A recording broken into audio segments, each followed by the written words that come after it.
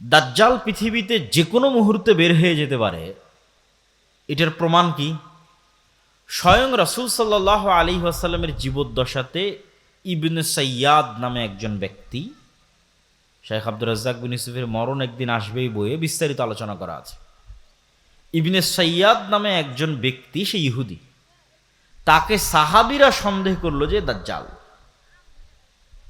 তো আল্লাহর নবী উড়িয়ে দিলেন না যে না, এ দাজ্জাল নয়। তাহলে আল্লাহর নবীও আশঙ্কা করতেন যে তার জীবদ্দশা তো দাজ্জাল চলে আসতে পারে। ওমর রাদিয়াল্লাহু তাআলা আনহু যখন তাকে হত্যা করতে চাইলেন, তখন রাসূল সাল্লাল্লাহু আলাইহি ওয়াসাল্লাম বললেন, এ যদি দাজ্জাল না হয় তো নিরপরাধ মানুষকে হত্যা কেন করবা? আর এ যদি দাজ্জাল হয় তাহলে তাকদীরের লিখন হচ্ছে একে হত্যা করবে। ঈসা আলাইহিস সালাম তুমি তো নাও। কিন্তু উনি তো সহজ ভাষায় বলতে পারতেন, আরে ওমর, এ দাজ্জাল নয়, কি দরকার একে হত্যা করে, দাজ্জাল নয়, এটা বলেনি। এ যদি দাজ্জাল না হয় নিরপরাধ মানুষকে কেন হত্যা করবা? যদি দাজ্জাল হয়, মানে সম্ভাবনা আছে, যদি দাজ্জাল হয় কে হত্যা করবে? ঈসা আলাইহিস সালাম। তাহলে আজ থেকে 1400 বছর আগে মুহাম্মদ সাল্লাল্লাহু আলাইহি ওয়াসাল্লাম আশঙ্কা করতেন যে কোনো মুহূর্তে দাজ্জাল বের হয়ে যেতে পারে। তাহলে যে কোনো মুহূর্তে দাজ্জাল বের হয়ে যেতে পারে, এটার সম্ভাবনা আছে। এটা অস্বাভাবিক এবং অলৌকিক কোনো ঘটনা নয়, পৃথিবীর সব নবী রাসূল বলে গেছে। তো কিয়ামতের পূর্ব মুহূর্তে যে ঘটনাগুলো সংঘটিত হবে, এগুলো সম্পর্কে অনেক কানাঘোষা, অনেক ভুল ব্যাখ্যা, অনেক বিভ্রান্তিকর ব্যাখ্যা, সময় উল্লেখ করা, একটাকে আরেকটার সাথে লাগানো, এগুলো এই যুগে এসে প্রচুর পরিমাণে হচ্ছে। এই জন্য আমাদের সঠিক হাদিস জানা যেমন দরকার, সঠিক ব্যাখ্যা জানাও তেমন দরকার।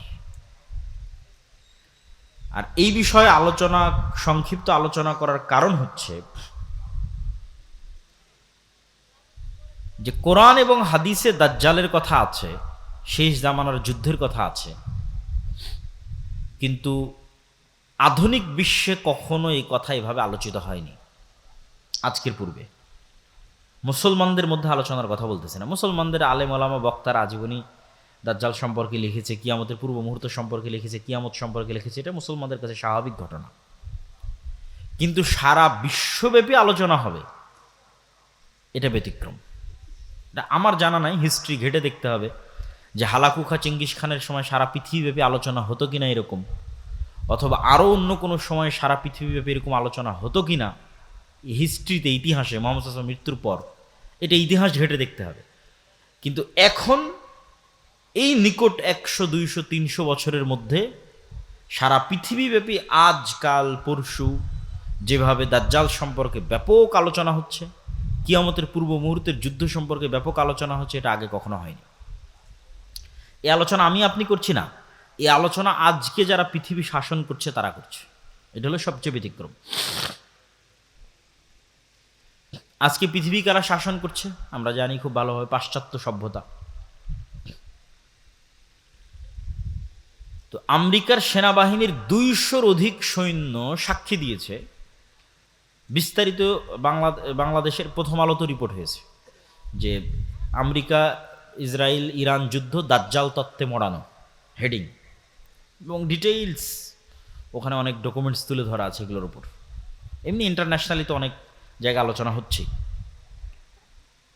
তো আমেরিকার 200-র অধিক সৈন্য সাক্ষী দিয়েছে যে তাদেরকে মোটিভেট করা হচ্ছে এই যুদ্ধের জন্য, এটা বলে যে এটা বাইবেলে প্রতিশ্রুত শেষ জামানার যুদ্ধ আমরা শুরু করছি।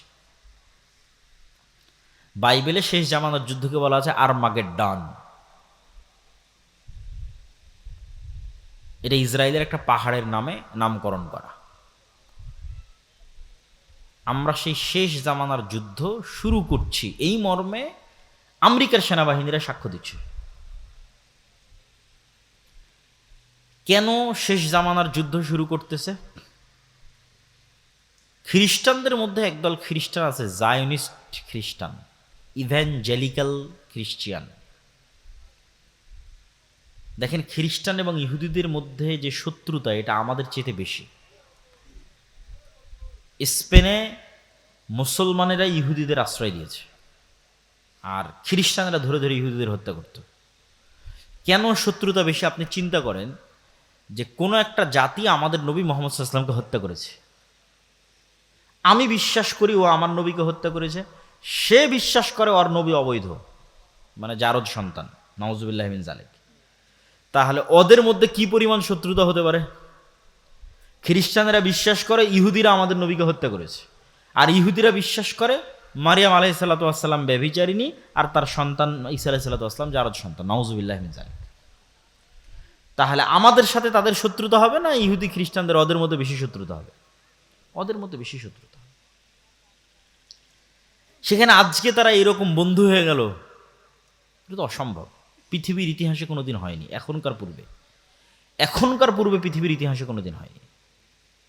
হিটলার 60 লক্ষ ইহুদিকে হত্যা করেছে, হিটলার খ্রিস্টান।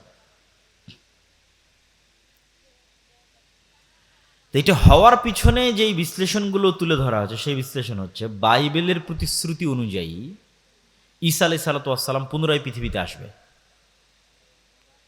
তথা খ্রিস্টানদের বিশ্বাস অনুযায়ী ঈসা আলাইহিস সালাম পুনরায় পৃথিবীতে আসবেন, মারা গেছেন কিন্তু আবার আল্লাহ তাকে পাঠাবেন। আর মুসলমানদের বিশ্বাস অনুযায়ী তিনি মারাই যাননি, তাকে জীবিত অবস্থায় উঠানো হয়েছে, তিনি আবার পৃথিবীতে আসবেন। সমস্যা হচ্ছে খ্রিস্টানরা বিশ্বাস করে যে ঈসা আলাইহিস সালাতু ওয়াস সালাম তখনই পৃথিবীতে আসবেন যখন ইহুদিদের মাসিহা আসবে। আমাদের মাসিহা তখন আসবে যখন ইহুদিদের মাসিহা আসবে। তাহলে মাসিহা সবার, মুসলমানেরাও মাসিহের অপেক্ষায়, খ্রিস্টানেরাও মাসিহের অপেক্ষায়, ইহুদিরাও মাসিহের অপেক্ষায়। তাহলে ইহুদিদের মাসিহকে, খ্রিস্টানদের মাসিহকে, মুসলমানদের মাসিহকে। মাসিহ মানে বিপদ থেকে উদ্ধারকারী। এই জন্য দাজ্জালের নামও মাসিহ দাজ্জাল, ঈসা আলাইহিস সালামের নামও ঈসা মাসিহ। তাহলে মাসিহুদ দাজ্জাল, ঈসা মাসিহ, দুইজনই মাসিহ, বিপদ থেকে উদ্ধারকারী। এখন খ্রিস্টানদের দাবি হচ্ছে যতক্ষণ ইহুদিদের মাসিহ না আসছে ততক্ষণ আমাদের মাসিহ আসবে না। ইহুদিদের মাসিহ হচ্ছে মাসিহুদ দাজ্জাল। তাহলে ইহুদিদের মাসিহুদ দাজ্জাল যতক্ষণ না আসবে ততক্ষণ খ্রিস্টানদের মাসিহ ঈসা মাসিহ পৃথিবীতে আসবে না। এবার তাহলে পরের পয়েন্টে চলে আসি, ইহুদিদের মাসিহুদ দাজ্জাল কখন আসবে? খ্রিস্টানদের বিশ্বাস হচ্ছে ততক্ষণ ইহুদিদের মাসিহুদ দাজ্জাল আসবে না যতক্ষণ না আমরা ইহুদিদেরকে জেরুজালেমে বসবাসের ব্যবস্থা না করে দিতে পারবো। পৃথিবীর সব ইহুদিদেরকে যেই দিন আমরা জেরুজালেমে বসবাসের ব্যবস্থা করে দিতে পারবো, ইহুদিরা যেই দিন মসজিদে আকসা ভেঙ্গে এখানে হাইকালে সুলাইমানির উপর থার্ড টেম্পল তৈরি করবে, সেই দিন মাসিহুদ দাজ্জাল আসবে। আর যখন মাসিহুদ দাজ্জাল আসবে তখন আমাদের ঈসা মাসিহ আসবে। অতএব ইহুদিদের সাথে আমাদের শত্রুতা থাকলেও ঈসা আলাইহিস সালামকে পুনরায় পৃথিবীতে নিয়ে আসার জন্য আমাদের ইহুদিদের সহযোগিতা করতে হবে, জেরুজালেমে ওদের একত্রিত করার জন্য। তাহলে সবার উদ্দেশ্য অতি দ্রুত দাজ্জালকে এবং ঈসা আলাইহিস সালাতু ওয়াস সালামকে পৃথিবীতে নিয়ে আসা। যারা মোটামুটি ফ্রিল্যান্সিং করেন, পেপ্যালের সহকারী প্রতিষ্ঠাতা পিটার থিয়েল, উনি কিছুদিন পূর্বে ইতালির রাজধানী রোমে দাজ্জালের উপর সিরিজ আলোচনা করেছে, গোপন রুদ্ধদ্বার বৈঠকে। তারা দাজ্জালকে বলে অ্যান্টিক্রাইস্ট, আমরা বলি দাজ্জাল, তারা বলে অ্যান্টিক্রাইস্ট। এবং বর্তমান আমেরিকার যিনি প্রতিরক্ষা মন্ত্রী হেগসেথ, প্রতিরক্ষা মন্ত্রণালয়ের নাম চেঞ্জ করে দিয়েছে আমেরিকা, এটার নাম দিয়েছে যুদ্ধ মন্ত্রণালয়, যুদ্ধমন্ত্রী। তাহলে বর্তমান যিনি আমেরিকার যুদ্ধমন্ত্রী, তার আপনারা গুগলে সার্চ দিলে পাবেন, তার বাহুতে কাফের লেখা আছে আরবিতে, ও নিজে ট্যাটু করেছে। কাফের শব্দটা আরবিতে নিজে ট্যাটু করেছে তার শরীরে। যে কোনো মুসলমান দেখলে তো চমকে যাবে, আরে বাবা, রাসূল সাল্লাল্লাহু আলাইহি ওয়াসাল্লাম বলতো দাজ্জালের কপালে কাফের লেখা থাকবে, কিন্তু মানুষ তার শরীরে কাফের লিখে রেখেছে। তো এখন পৃথিবীতে যে বিষয়গুলো নিয়ে আলোচনা হচ্ছে এবং যে ধরনের পরিবেশ পরিস্থিতি চলতেছে, এগুলো অ্যাবনর্মাল, অস্বাভাবিক। এবং এই অস্বাভাবিকত্ব ধীরে ধীরে হলেও সামনে বাড়বে, খুব দ্রুতও সামনে বাড়তে পারে। তো দাজ্জালের ফিতনা সম্পর্কে রাসূল সাল্লাল্লাহু আলাইহি ওয়াসাল্লাম বলছেন যে সব ধন সম্পদ, আসমানের বৃষ্টির মালিকানা আর জমিনের ফসল উৎপাদনের মালিকানা সব থাকবে দাজ্জালের একচ্ছত্র আধিপত্যে। যে দাজ্জালের উপর ঈমান আনবে তাকে দেওয়া হবে, যে ঈমান আনবে না তাকে দেওয়া হবে না। এর চাইতে ভয়ঙ্কর ফিতনা পৃথিবীতে আর কোনোদিন যায়নি। তাহলে এখন আপনি চিন্তা করেন যে আজকে আমরা কাশিম বাজারে যে পেট্রোল পাম্পে তেল দেওয়া হবে শুনে সারা গাড়ির সেখানে লাইন হয়েছে তেল দেওয়া হবে মর্মে। কালকে আপনাকে বলা হলো যে বিদ্যুৎ অফ, নাই বিদ্যুৎ, কিন্তু বাংলাদেশের তো নিজের তেল নাই, নিজের গ্যাস অত নাই, বাহিরের দেশ বিদ্যুৎ তেল দিলেই বাংলাদেশে বিদ্যুৎ চলবে। তাহলে তোমার বিদ্যুৎ অফ, তোমার গাড়িতে তেল অফ। আজকে যদি বিদ্যুৎ অফ হয় 2 দিনের মধ্যে সব মোবাইল বন্ধ হয়ে যাবে, সব মোবাইল সব কম্পিউটার বন্ধ হয়ে যাবে। তাহলে আমরা 1 সেকেন্ডে 100 বছর পূর্বে ফিরে যাব। আজ থেকে 100 বছর পূর্বে তানোরে গরুর গাড়ি চলতো, সেই গরুর গাড়ি অথবা সাইকেল অথবা ঠেলা গাড়ি অথবা পায়ে হেঁটে। এখন আপনাকে বলা হচ্ছে যে ঠিক আছে, তোমাকে তেলও দেওয়া হবে, বিদ্যুৎও দেওয়া হবে, সব দেওয়া হবে, দাজ্জালকে মানো। আপনি চিন্তা করেন যে আপনি এখন বসে চিন্তা করেন যে এই ফিতনা কি ভয়ঙ্কর হতে পারে। এটাই ঘটবে আমি সেটা বলছি না, কোরআন এবং হাদিসে তো এর চেয়ে ভয়ঙ্করটা বলা আছে যে আকাশে বৃষ্টি বর্ষণ করবে না। এই তেল তো সামান্য কিছু। যে অঞ্চলের মানুষ দাজ্জালের উপর ঈমান আনয়ন করবে না, ওই অঞ্চলের মাটিতে গাছ হবে না, ধান হবে না। জমিন দাজ্জালের কথা শুনে উৎপাদন বন্ধ করে দিবে, আসমান দাজ্জালের কথা শুনে বৃষ্টি বর্ষণ বন্ধ করে দিবে। এই ক্ষমতা আল্লাহই দাজ্জালকে দিবে। হবে বৃষ্টি, হবে ফসলও হবে, দাজ্জালের প্রতি ঈমান আনয়ন করো। তো এখন আপনি চিন্তা করেন, যার ন্যূনতম অবৈধ সম্পদের উপর লোভ আছে এবং যার পরকালের উপর অগাধ আস্থা ও ইয়াকিন নাই, সে কি ফিতনা থেকে বাঁচতে পারবে? কোনো সুযোগ নেই। যার 1 টাকার প্রতি অবৈধভাবে ইনকামের ইচ্ছা আছে, যে লোভ সামলাতে পারে না, যে এই 1 টাকা আসবে, এটা আমি একটু অবৈধভাবে ইনকাম করিনি, এই লোভ যে সামলাতে পারে না, এই দাজ্জালের এই লোভ সামলাতে পারবে না, ঈমান বিক্রি করে দেবে। আর একটা কি বলেছি, পরকালের উপর অগাধ আস্থা। মানে আপনি কিসের আশায় দাজ্জালের বৃষ্টিও নিবেন না, দাজ্জালের ফসলও নিবেন না, দুর্ভিক্ষে না খেয়ে মারা যাবেন, কিসের আশায়? পরকালে জান্নাতের আশায়। যে চোখে জান্নাত দেখতে পায় না, ও এটার উপর টিকে থাকতে পারবে না। ওই যে আসহাবুল উখদুদের ঘটনা আল্লাহ সুবহানাহু ওয়া তাআলা কোরআন মাজিদে বলেছে যে আসহাবুল উখদুদকে বলা হলো ঈমান ত্যাগ করো, না হয় আগুনে ঝাঁপিয়ে পড়ো।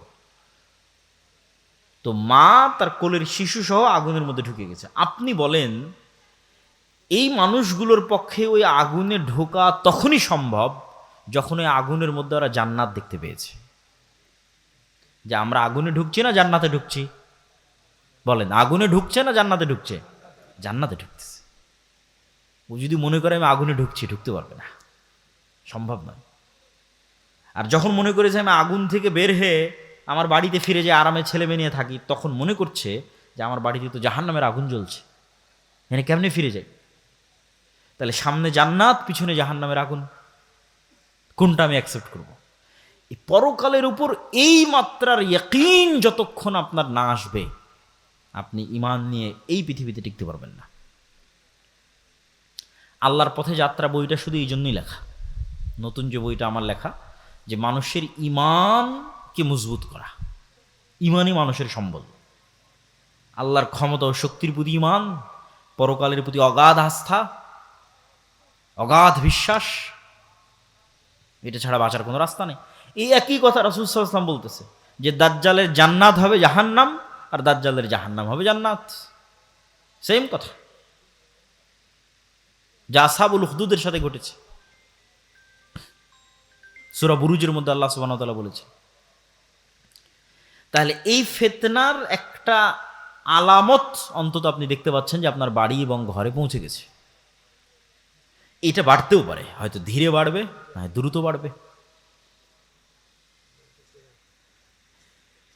তো কিয়ামতের পূর্ব মুহূর্তে রাসূলুল্লাহ সাল্লাল্লাহু আলাইহি ওয়াসাল্লাম বলছেন যে আমার এবং কিয়ামতের মধ্যে তোমরা কয়েকটা জিনিসকে গণনা করে রাখো।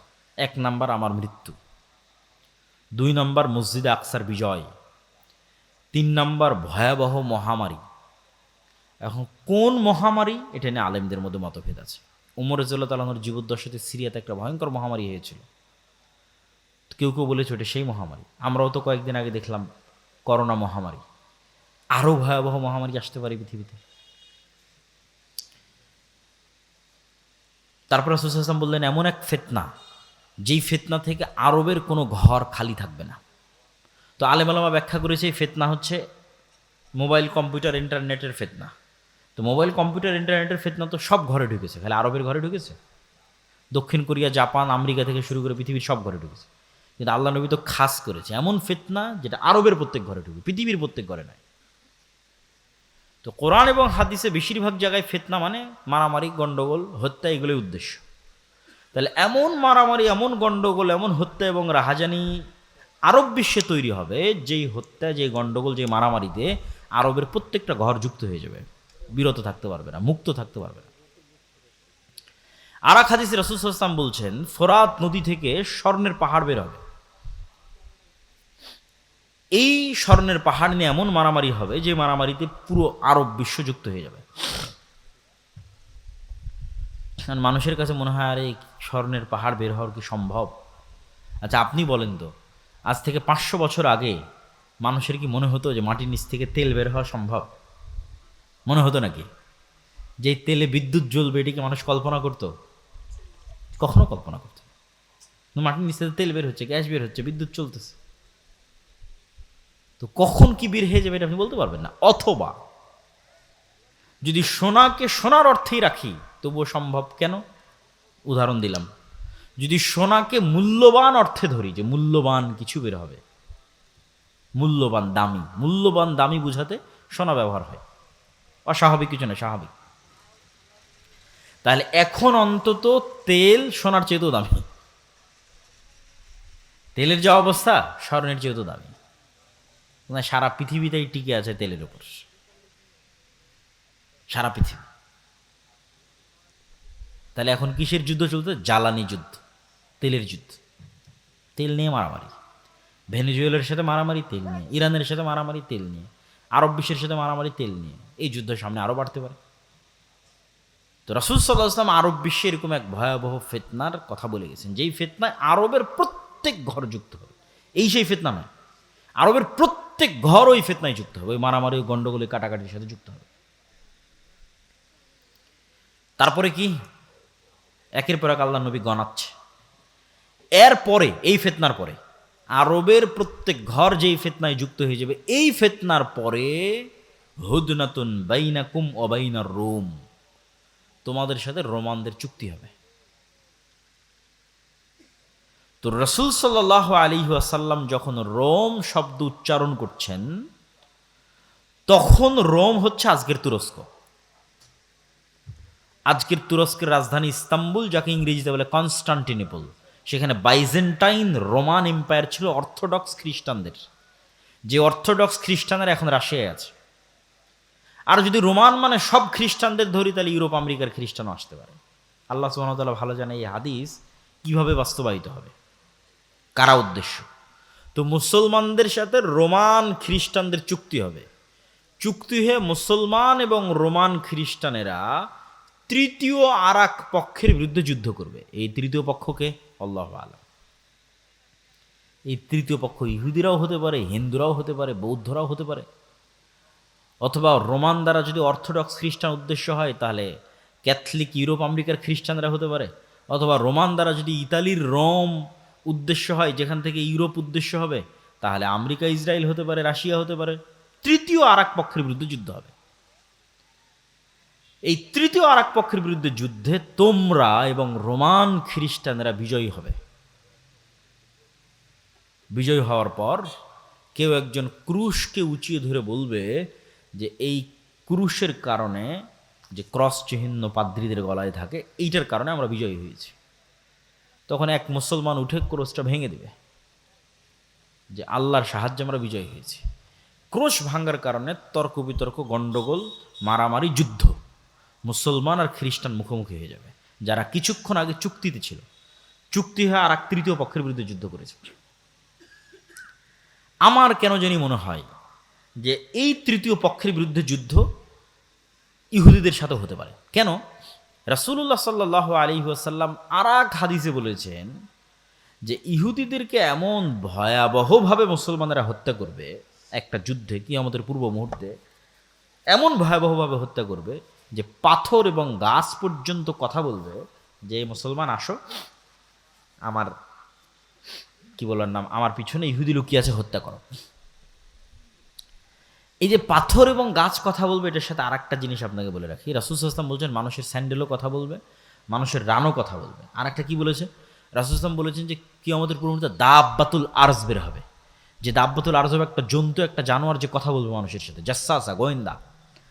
যেই দাব্বাতুল আরজ তামিমাত দারির হাদিসে যখন দাজ্জালের সাথে দেখা করতে যায়, তখন দাজ্জালের প্রবেশ মুখে এক জন্তু জানোয়ার দাঁড়িয়েছিল, যাকে হাদিসে বলা হয়েছে দাব্বাতুল আরজ, যার চেহারা কোন দিকে পিছন কোন দিকে বোঝা যায়নি। তো ওকে জিজ্ঞেস করে সাহাবীরা, তুমি কিন্তু বলে আনাল জাসসাস, আমি হচ্ছে গোয়েন্দা। তো প্রাণী কথা বলতেছে। আর মানুষের মনে হতে পারে যে প্রাণী কেমনে কথা বলতে পারে, গাছ পাথর কেমনে কথা বলতে পারে। মানুষের তৈরি সৃষ্টি জীব কথা বলতেছে এখন, যদিও সৃষ্টির ক্ষমতা মানুষের নাই, মানুষের বানানো বলতে পারি। যেমন মানুষের বানানো এআই এবং এআই ভিত্তিক রোবট আপনার সাথে কথা বলছে না? বলছে না? বলছে। আপনি এখন চ্যাট জিপিটির সাথে কথা বলেন, কথা বলবে। এখন জেমিনির সাথে কথা বলেন, কথা বলবে। আপনি যা বলবেন সে উত্তর দেবে সাথে সাথে। এই এআই তো পৃথিবীকে, যেমন ইন্টারনেট পৃথিবীকে চেঞ্জ করে দিয়েছে, সামাজিক যোগাযোগ মাধ্যম পৃথিবীকে চেঞ্জ করে দিয়েছে, বিদ্যুৎ পৃথিবীকে চেঞ্জ করে দিয়েছে, এআই পৃথিবীকে চেঞ্জ করে দিচ্ছে। কোথায় গিয়ে ঠেকবে আল্লাহ সুবহানাহু ওয়া তাআলা ভালো জানে। তাহলে মানুষের বানানো জিনিস মানুষের সাথে কথা বলতেছে বুদ্ধিমত্তার সাথে, সেখানে আল্লাহ সুবহানাহু ওয়া তাআলার জীব জন্তু জানোয়ার কথা বলবে না, এটা বিশ্বাস করা পাগলামি, এটা বিশ্বাস করা বোকামি। তো ওই তৃতীয় পক্ষের যুদ্ধ ইহুদিদের সাথে হতে পারে, আল্লাহু আলাম। এবার তৃতীয় পক্ষের যুদ্ধের পর মুসলমান এবং খ্রিস্টানেরা মুখোমুখি। এই যুদ্ধে রাসূলুল্লাহ সাল্লাল্লাহু আলাইহি সাল্লাম বলছেন, এই যুদ্ধের ভিন্ন ভিন্ন অ্যাঙ্গেলে অনেক হাদিস আছে, আমি সবগুলো সারমর্ম বলতেছি আপনাকে, সব হাদিসের সারমর্ম। রাসূল সাল্লাল্লাহু আলাইহি সাল্লাম আর এক হাদিসে বলতেছেন, ততদিন পর্যন্ত কিয়ামত হবে না যতদিন না আমার উম্মত রোমানদের বিরুদ্ধে যুদ্ধ করে আমাক এবং দাবেক নামক জায়গায়। এই জায়গা কোথায়? এই জায়গা হচ্ছে আজকের সিরিয়া, যেখানে তুরস্কের সীমান্তের সাথে মিলেছে। এখনকার সিরিয়ার সীমান্ত যেখানে তুরস্কের সীমান্তের সাথে মিলেছে, ইদলিব শহর, সেখানে এই নামে জায়গা আছে, বিশাল খোলা মাঠ, আমাক এবং দাবেক। ওই জায়গায় আমার উম্মত যতক্ষণ রোমান খ্রিস্টানদের বিরুদ্ধে যুদ্ধ না করছে ততদিন কিয়ামত হবে না। সেই দিন মুসলমানদের যুদ্ধের হেডকোয়ার্টার থাকবে দামেস্ক নগরীর গুতা নামক জায়গায়। এটা ওই যুদ্ধের কথাই বলা হচ্ছে, যেটা রোমানদের সাথে হবে। বলছেন ততদিন পর্যন্ত কিয়ামত হবে না যতদিন না আমার উম্মত বলেনি, ওখানে বলেছে ইসহাক আলাইহিসসালাতু ওয়াসসালামের বংশের ৭০,০০০ সদস্য এমন এক শহরের বিরুদ্ধে যুদ্ধ না করে, যেই শহরের এক পাশ সাগর এবং এক পাশ মাটি। তো আলেম ওলামা লিখেছে এই শহর হচ্ছে ইস্তাম্বুল, কুস্তুনতুনিয়া, কনস্টান্টিনোপল। তো আমার উম্মত যখন ওই ইসহাক আলাইহিস সালামের বংশের ৭০,০০০ মানুষ যখন ওই শহর বিজয়ে যাবে, তখন তাদের তরবারি চালানো লাগবে না, গুলি করা লাগবে না। তারা বলবে লা ইলাহা ইল্লাল্লাহ আল্লাহু আকবার, এটাতে শহর বিজয় হয়ে যাবে। লা ইলাহা ইল্লাল্লাহ এবং আল্লাহু আকবার আওয়াজ দিয়ে শহর বিজয় হবে। আর এক হাদিসে রাসূল সাল্লাল্লাহু আলাইহি ওয়াসাল্লাম বলছেন, অচিরেই কিয়ামতের পূর্ব মুহূর্তে এমন এক ভয়াবহ যুদ্ধ হবে যেটাতে রোমান এবং মুসলমানেরা মুখোমুখি হবে, যেটাতে রোমানেরা ৮০টি পতাকার অধীনে একত্রিত হবে। প্রত্যেক পতাকার অধীনে ১২,০০০ করে সেনাবাহিনী থাকবে, প্রায় কাছাকাছি ১০ লক্ষ পদাতিক যোদ্ধা নিয়ে তারা মুখোমুখি হবে মুসলমানদের। এই যুদ্ধে আমার উম্মত ৩ ভাগে বিভক্ত হবে। এই যুদ্ধে অংশগ্রহণ করার জন্য মদিনা থেকে তৎকালীন বিশ্বের সর্বশ্রেষ্ঠ সন্তানেরা বের হয়ে আসবে। তৎকালীন বিশ্বের সবচেয়ে তাকওয়াবান, সবচেয়ে আল্লাহওয়ালা, সবচেয়ে পরহেজগার, সবচেয়ে পাকা মুমিন মুজাহিদ বের হয়ে আসবে মদিনা থেকে, যারা এই যুদ্ধে অংশগ্রহণ করবে। আমার উম্মত এই যুদ্ধে 3 ভাগে বিভক্ত হবে, 1 ভাগ পালিয়ে যাবে যুদ্ধের মাঠ থেকে। এরা এত বড় কবিরা গুনাহ করবে যে আল্লাহ কিয়ামত পর্যন্ত এদের ক্ষমা করবে না। আর 1 ভাগ মৃত্যুবরণ করবে, এরা পৃথিবীর সর্বশ্রেষ্ঠ শহীদ। আর 1 ভাগকে আল্লাহ বিজয় দান করবে। কিন্তু বিজয়ের কোনো আনন্দ থাকবে না। কেন বিজয়ের কোনো আনন্দ থাকবে না? এক বংশে যদি 100 সদস্য থাকে, 99 জন মারা যাবে, 1 জন বেঁচে থাকবে। এগুলো ভিন্ন ভিন্ন হাদিস রাসূলুল্লাহ বলেছেন, একই যুদ্ধের কথা আমি একত্রিত করে বলতেছি। পাখি যদি 1 মাস আকাশে উড়ে লাশের সারি শেষ করতে পারবে না। লাশের দুর্গন্ধ শেষ করতে না পারার কারণে পাখি পড়ে মারা যাবে। লাশের দুর্গন্ধ শেষ, এত ব্যাপক হারে মানুষ মারা যাবে এই যুদ্ধে, মুসলমান এবং খ্রিস্টান উভয় পক্ষে। ফলত গনিমতের মালের কোনো আনন্দ থাকবে না। তারপর গনিমতের মাল বন্টন হবে, ওয়ারিস নেওয়ার থাকবে না। এই যুদ্ধ শেষে যখন মুসলমানেরা তাদের তরবারিকে জাইতুন গাছের সাথে ঝুলিয়ে, রাসূল সাল্লাল্লাহু আলাইহি ওয়াসাল্লামের আর এক হাদিসের বাক্য, জাইতুন গাছের সাথে ঝুলিয়ে যখন গনিমতের মাল বন্টন করবে, তখন অদৃশ্য থেকে আওয়াজ আসবে, দাজ্জাল তোমাদের বাড়ি ঘরে ঢুকে গেছে। কিন্তু এই সংবাদটা মিথ্যা হবে। কিন্তু এই সংবাদ শুনে মুজাহিদ বাহিনীর নেতা 10 জন অশ্বারোহীকে রওনা করবে খোঁজ নেওয়ার জন্য, সত্যি দাজ্জাল বের হয়েছে কিনা। রাসূল সাল্লাল্লাহু আলাইহি ওয়াসাল্লাম বলছেন, ওই 10 জন অশ্বারোহীর নাম, ওদের বাপের নাম, ওদের ঘোড়ার রং, ওদের গায়ের রং আমি দেখতে পাচ্ছি, আমি বলে দিতে পারবো ওরা কারা। দাজ্জালের সংবাদের সত্য মিথ্যা খুঁজতে যখন মুজাহিদেরা যুদ্ধ থেকে দামেস্ক শহরে ফিরে আসবে, এবং ফজরের সালাত কিছু রিওয়ায়েতে ফজরের সালাত, কিছু রিওয়ায়েতে আসরের সালাত, ফজরের সালাতে যখন দাঁড়াবে, তখন এবার ঈসা আলাইহিস সালাতু ওয়াস সালাম আসমান থেকে 2 ফেরেশতার কাঁধে ভর দিয়ে নেমে আসবেন। মানুষের কাছে মনে হয়, আরে আসমান থেকে নেমে আসে, এটা অলৌকিক গল্প শোনাচ্ছে, অবাস্তব গল্প শোনাচ্ছে। অথচ দেখেন, আল্লাহ সুবহানাহু ওয়া তাআলা নিজেই আমাদেরকে কোরআনে বারবার বলছে যে আমি আদমকে কোথায় থেকে নামিয়ে দিয়েছি? আদম আর হাওয়াকে কই থেকে নামিয়ে দিয়েছে? আসমান থেকে নামিয়ে দিয়েছে, জান্নাত থেকে নামিয়ে দিয়েছে। আমি ইবলিসকে কই থেকে নামিয়ে দিয়েছি? আসমান থেকে নামিয়ে দিয়েছি। তাহলে আসমান থেকে নামা নতুন না পুরাতন? পুরাতন। আসমান থেকে নামা পুরাতন। তাহলে আমরা যেখানে আদম আলাইহিস সালাতু ওয়াস সালামের ক্ষেত্রে বিশ্বাস করছি যে তাকে আসমান থেকে নামিয়ে দেওয়া হয়েছে, জান্নাত থেকে নামিয়ে দেওয়া হয়েছে, তাহলে এটা আমাদের কাছে অস্বাভাবিক কেন মনে হয় যে ঈসা আলাইহিস সালাম আসমান থেকে নেমে আসবে? কিন্তু অস্বাভাবিক নয়, এই ঘটনা তো পৃথিবীতে আগেই ঘটেছে।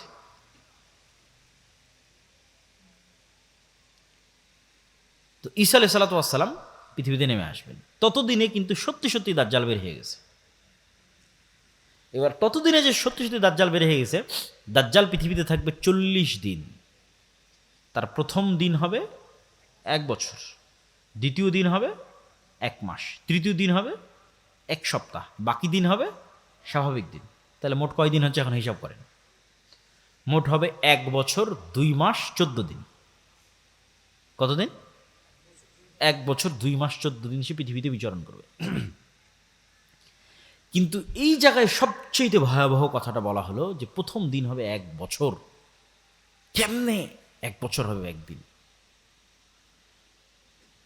যদি আমরা আমাদের আধুনিক বিজ্ঞানের আলোকে চিন্তা করি, তাহলে পৃথিবী যেই গতিতে ঘুরতেছে আর সূর্য যেই গতিতে ঘুরতেছে, এটার মধ্যে পরিবর্তন লাগবে। এই ঘোরার গতিতে কি লাগবে? পরিবর্তন লাগবে। সূর্য আর পৃথিবীকে থেমে যেতে হবে, অথবা ধীর হতে হবে। আর যদি বলি না, এই সিস্টেমের মধ্যে না, আল্লাহ অলৌকিকভাবে ঘটাবে, আল্লাহ সুবহানাহু ওয়া তাআলা ভালো জানে। রাসূল সাল্লাল্লাহু আলাইহি ওয়াসাল্লামকে জিজ্ঞেস করল, আল্লাহ নবী, দাজ্জালের গতি কেমন হবে? বলেন, কাগাইসিন ইস্তাদবারাতহুর রিহ, মেঘমালার যেমন গতি, আকাশে উড়ন্ত মেঘমালার যেমন গতি তেমন হবে। তখন মানুষেরা মনে করে যে আরে দাজ্জাল মনে হয় তাহলে বিমানে উড়বে, মানুষ মনে করে। কিন্তু আমার প্রশ্ন হচ্ছে, মানুষের বানানো বিমান যদি আকাশে উঠতে পারে, তা আল্লাহ সুবহানাহু ওয়া তাআলার সৃষ্টি নিজে কেন উঠতে পারবে না আকাশে? অস্বাভাবিক কি?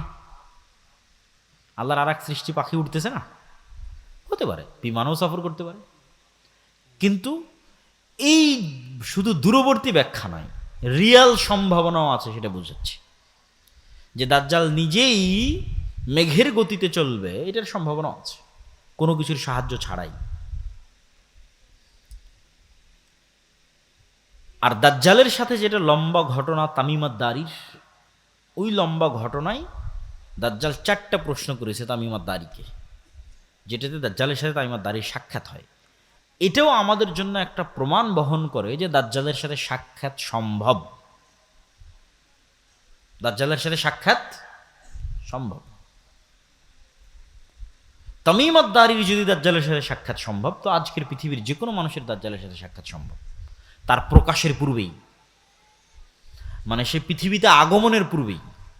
সুতরাং এখনও যে কেউ দাজ্জালের সাথে যোগাযোগ করছে না, দাজ্জালের সাথে দেখা করছে না, সাক্ষাৎ করছে না, এটা সম্পূর্ণরূপে উড়িয়ে দেওয়া যাবে না। কেন? তামিমাত দারি দাজ্জালের সাথে সাক্ষাৎ করেছে। তা আপনি বলবেন এখনকার আধুনিক স্যাটেলাইট, এই স্যাটেলাইটের মধ্যে পৃথিবীর এমন কোনো দ্বীপ নাই, এমন কোনো জায়গা নাই যেটা মানুষ জানে না। তো অ্যাপস্টেইন ফাইল প্রকাশের আগে কে জানতো যে অ্যাপস্টেইনের এরকম একটা দ্বীপ আছে, যেই দ্বীপে মার্ক জুকারবার্গ যায়, পৃথিবীর সব ধনকুবেররা যায়, আর সেখানে এইভাবে নারী সাপ্লাই হয়, ছোট ছোট শিশু বাচ্চা সাপ্লাই হয়, আবার তাদেরকে এভাবে ধর্ষণও করা হয়। স্যাটেলাইট তো ঠিকই ছিল, কে জানতো? যার স্যাটেলাইট আছে ও যদি জানতে না দেয় আপনাকে, স্যাটেলাইট তো আমার নাই, কার আছে? যারা আজকের পৃথিবীর ক্ষমতা নিয়ন্ত্রণ করতেছে। ও যদি আমাদের জানতে না দেয়, আমাদের বাপেরও ক্ষমতা নাই জানার যে কোথায় কি হচ্ছে, সম্ভব নয়। আর যদি মেনে নেই যে না, আসলে এই পৃথিবী, যেই পৃথিবী আমরা এখন চোখে দেখছি, এই পৃথিবীতে দাজ্জাল নাই, তো বিজ্ঞান বলতেছে যে মানুষ 3D ডাইমেনশনে দেখে। এই পৃথিবীতে এমন প্রাণীর বসবাস সম্ভব যে 3 ডাইমেনশনের উপরে, 4th dimension, 5th dimension, 6th dimension, 7th ডাইমেনশনে বসবাস করে, এই পৃথিবীতে আছে, কিন্তু মানুষ দেখতে পাবে না। যেমন জিন আছে, দেখতে পাচ্ছি না, ফেরেশতা আছে, দেখতে পাচ্ছি না, এরা অন্য ডাইমেনশনে বসবাস করতেছে। ঠিক আপনি যদি একটা ছোট্ট পাখিকে একটা বন্দি ঘরের মধ্যে ছেড়ে দেন, পাখি জানালাই খুঁজে পাবে না, অথচ আপনি বলছেন কিরা আমি তো জানালা দেখতে পাচ্ছি, ও দেখতে পায় না কেন? এরকম আপনি যে কোনো প্রাণীর সাথে চেক করতে পারেন, সাপের সাথে চেক করতে পারেন যে সাপের দৃষ্টি কেমন, সাপ কতটুকু দেখে, কোন লেভেল পর্যন্ত দেখে, আমাদের মতো দেখে না। কুকুরের দৃষ্টি কেমন, সে কি আমাদের মতো দেখে না। আপনার আশেপাশে এরকম হাজারো উদাহরণ আছে, আপনি যেমন দেখেন ওরা ওরকম দেখে না, ওরা ভিন্ন লেভেলের দেখে। তাহলে আমাকে ফেরেশতা দেখতেছে, জিন দেখতেছে, আমি জিন ফেরেশতাকে দেখতেছি না। আল্লাহ চাইলে দেখা যাবে। সুতরাং পৃথিবীতে থাকা অবস্থাতেও না দেখা সম্ভব। আবার পৃথিবীতে থাকা অবস্থায় অন্যরা দেখতেছে, আছে, আমাকে দেখতে দেওয়া হচ্ছে না, যেটা আগেরটা বললাম, সেটাও সম্ভব। আমাকে জানতে দেওয়া হচ্ছে না, সেটাও সম্ভব। এবং দাজ্জালের প্রকাশের পূর্বে তার সাথে সাক্ষাৎও সম্ভব। তো তামিমাত দারির হাদিসে তামিমাত দারিকে জিজ্ঞেস করছে দাজ্জাল আরবের লোকজনকে 4টে জিনিসের কথা বলছে। বহাইরা তাবারিয়ার কথা বলো, আইনে জোগরের কথা বলো, নাখাল বাইসানের কথা বলো, আর নবী আল উম্মির কথা বলো। এই বহাইরা তাবারিয়া হচ্ছে সি অফ গ্যালিলি, যেটা আজকের ইসরায়েলের সীমানার মধ্যে পড়ে। এই নাখাল বাইসান হচ্ছে ইসরায়েলের একটা শহর, বাইত শিয়ান, যেটাও আজকের ইসরায়েলের সীমানার মধ্যে পড়ে। আর আইনে জোগার হচ্ছে জর্ডানের যে ডেড সি আছে, মৃত সাগর আছে, যেখানে লূত আল ইসলামের কওমকে ধসিয়ে দেওয়া হয়েছিল, এই ডেড সির পার্শ্ববর্তী একটা ঝর্ণা বা কুয়া। আর এই 3টে জায়গায় 50 কিলোমিটারের মধ্যে হবে, এখান থেকে 50 কিলোমিটার আশপাশে। 2টা ইসরায়েলের সীমানার মধ্যে, আর একটা ইসরায়েলের সীমানা লাগানো। আর এই 3টে জায়গায় আবার ইহুদি খ্রিস্টানদের বাইবেল এবং তাওরাতে বর্ণিত বিভিন্ন কারণে পবিত্র। যেমন সি অফ গ্যালিলি, যেটা বহাইরা তাবারিয়া দাজ্জাল জিজ্ঞেস করলো, তাওরাতের বর্ণনা অনুযায়ী যে ঈসা আলাইহিস সালাম যেখানে সব মোজেজা দেখাতেন, ঈসা আলাইহিস সালামের মোজেজা তো পৃথিবীর সবচেয়ে ব্যতিক্রম মোজেজা, মৃতকে জীবিত করা, অন্ধকে চক্ষুষ্মান করা, টাকওয়ালা মাথাকে চুল দিয়ে দেওয়া, এই বেশিরভাগ মোজেজাগুলো উনি এই খালের পাশে, এই লেকের পাশে দেখিয়েছেন।